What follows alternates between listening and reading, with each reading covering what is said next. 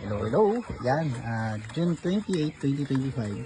At ito yung isa sa paborito kong activity dito sa ating mga manok. Yung pagpapakain. Yan, pagbibigay ng pagkain. Usually po ay sa morning lang po ako nagbibigay ng kanilang mga feeds, no? And as much as possible ay binibigyan ko sila ng 110 grams per hen. So yan po yung binibigay kong mga pagkain. Pero ngayon medyo mabait tayo ngayong araw. Nagbigay ako sa kanila ng konting feeds. Yan, para makita ninyo sila kung paano sila masiglang kumain. Okay? So yan, yan po yung ating setup dito.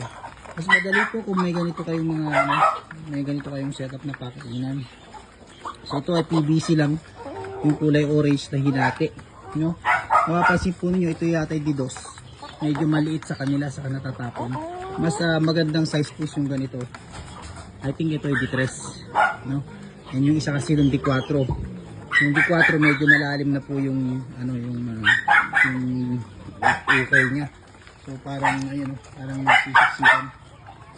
Okay, so yan guys, gusto ko lang i-share sa inyo. And yung ating inumin, talagang ganyan sila, no? Nagkakaroon ng mga tira-tirang feeds. Pero yan, make sure lang guys na pag nabigay ko ng feeds ay mauubos nila. Kapag nakita po ninyo na sobra-sobra na po yung feeds, ibig sabihin sobra yung binibigay ninyo pagkain. So tandaan na yung cost po natin dito ay yung daily expenses po nito is talagang feeds lang. Yun naman po kasing mga vitamins, yung ating Vitamin Pro, yung ating mga probiotics na nilalagay sa kanila, is lang, maliit lang naman na amount. So ito talaga yung isa sa malaking consumption nila, yung feeds. Ayan, tingnan nyo. Masigla silang kumain. And then yung mga lalaki, ito anak nila to. Yan. Batch to yan mga yan. Pangalawang anak nila. Yan naman, sila naman ang kumakain ng mga natatapon-tapon na feeds dito sa labas. Yung mga lalaki po yung pangkatay. Okay? So yan po yung batch 2.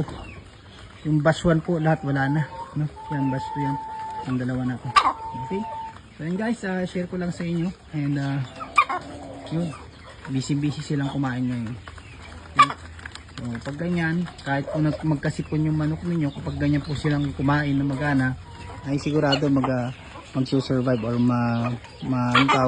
maresistensya yung ating mga manok. Okay? And good news naman, mula po nung inalagaan ko tong mga to, ito yung ating baswan, di ba? Yung naalala niyo yung binili ko nung August 2024, wala pa rin pong nababawas sa kanila. Meron nagkakasakit pero gumagaling naman. Okay, so yun, basta alagaan lang sila sa pagkain, tubig laging magpapalit. Then yung bedding nila, yung bedding na ginamit ko rito is deep litter method. Gamit ko ang yung IPA as substrate, and then nag-i-spray lang tayo ng mga probiotics, no? Diyan sa bed para hindi po aamoy. Okay? Magwa 1 year na rin yung mga bed. I think 1 year na yata, no? Ay August, sa August po magwa 1 year na rin yung mga bedding na yan. At magpapatong lang tayo ng panibagong IPA. Okay? Hayaan natin yung mga old na IPA dyan, dahil yun po ay may mga microbes. Okay?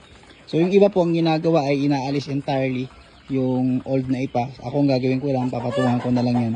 Wala namang problema. So may isang matamlay doon. Ayan.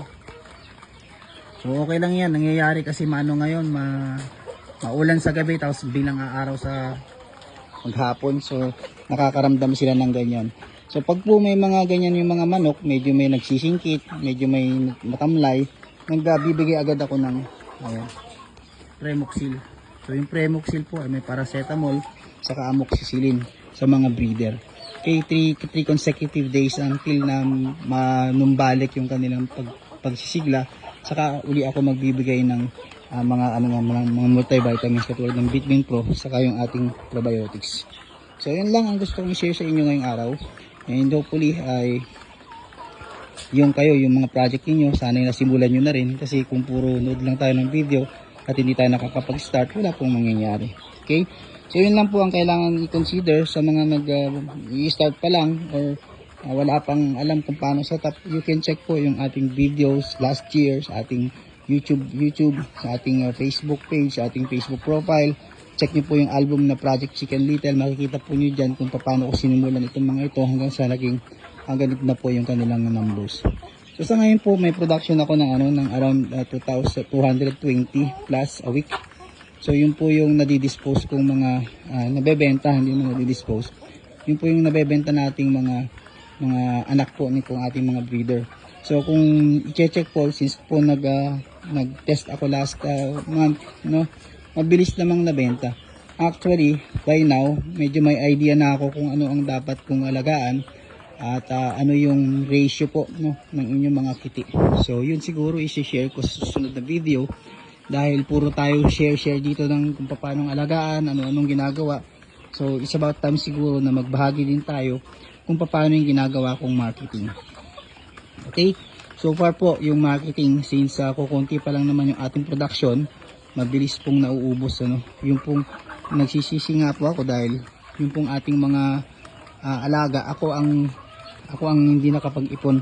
Kaya po ngayong buwan ay stop selling muna ako at alagaan ko muna kasi yung ating mga kasamahan na pinagawa ko po ng kulungan dun sa aming munisipyo, no, ay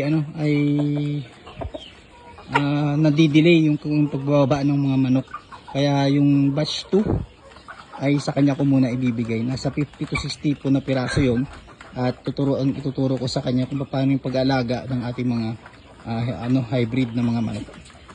Okay? Ano po ba itsura ng ating hybrid na manok? Yung kanilang offspring po. Anditong banda. Saan ba? Yan. Ito i-deliver ko sa isang araw. Yan. So mga ano na to, mga 6 weeks.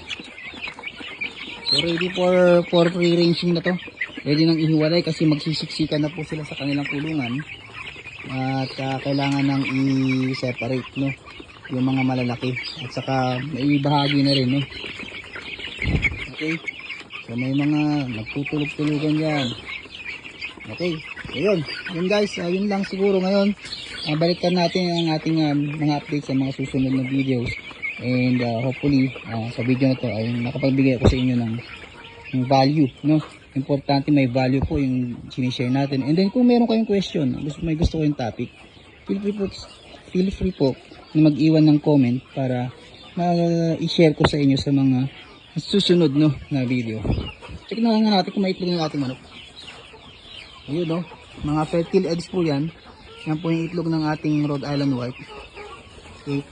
And then yung Rhode Island Red naman natin doon. Ayun. So. Yun. Malabo Yan. Okay. So yun lang guys. Thank you. Thank you for following. Thank you for watching. Magkita-kita po tayo muli sa sunod na video. Bye bye.